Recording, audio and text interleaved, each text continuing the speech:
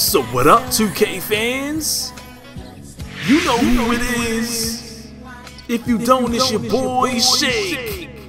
And I just wanted to kick some of the actual factuals to you about some of the things that I'm looking forward to seeing changed in NBA 2K16. And I typically stick to just doing the top 5, things or major changes, what the F's that I want to see fixed in 2K16 or the next game. I kind of do that every year.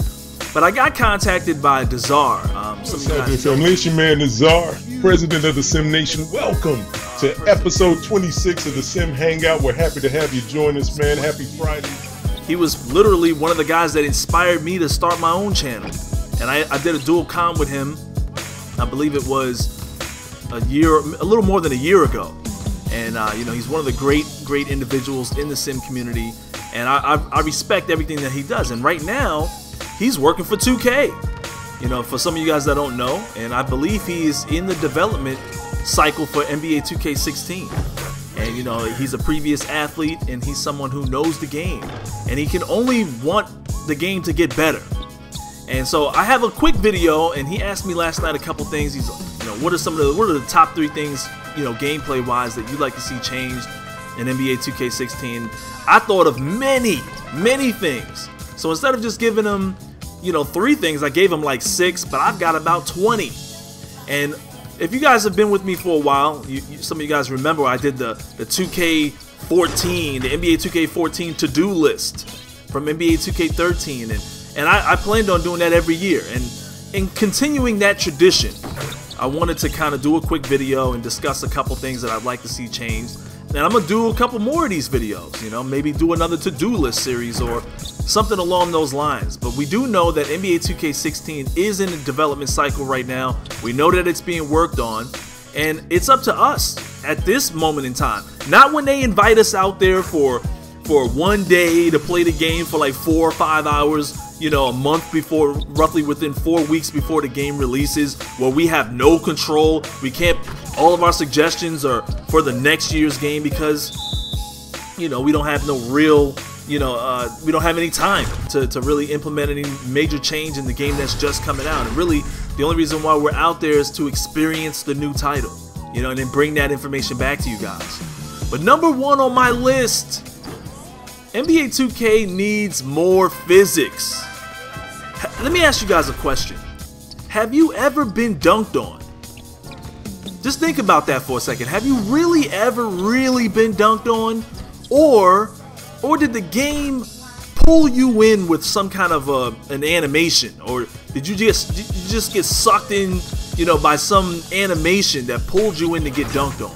Because I tell people all the time, I ain't never been dunked on. I've been sucked into some kind of weird animation where the game, because I happen to be in the right area, where they pulled me in to get dunked on.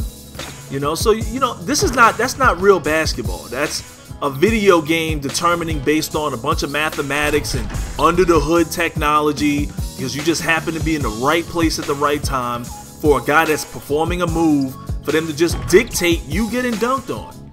That's not how it is in other games.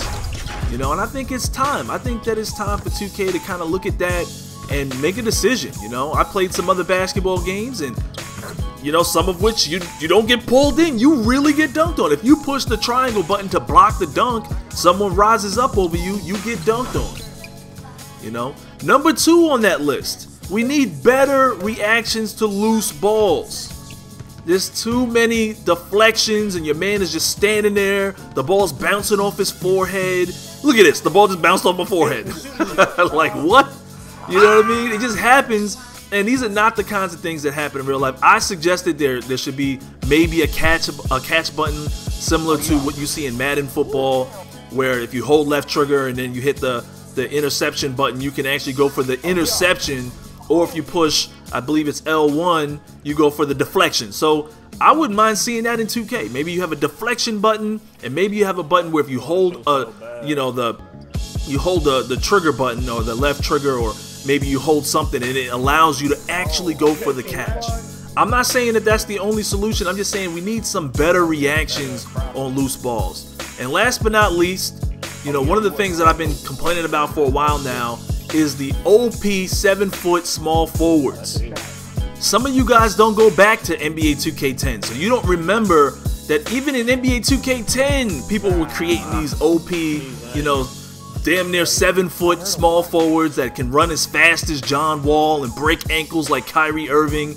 And then you have people creating these guys, and then when we play on the rec center or wherever you play, they send you messages, you know, thinking that they are really good at the game. In reality, they're just creating OP players that 2K has allowed. It's like the physics 2K doesn't understand. The developers have never really clued in on this.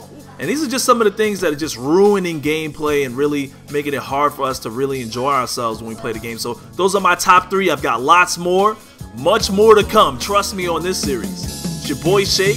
Hope you guys enjoyed the video. Like, and if you're new to the channel, subscribe. And until next time, I'll holla at you dudes later.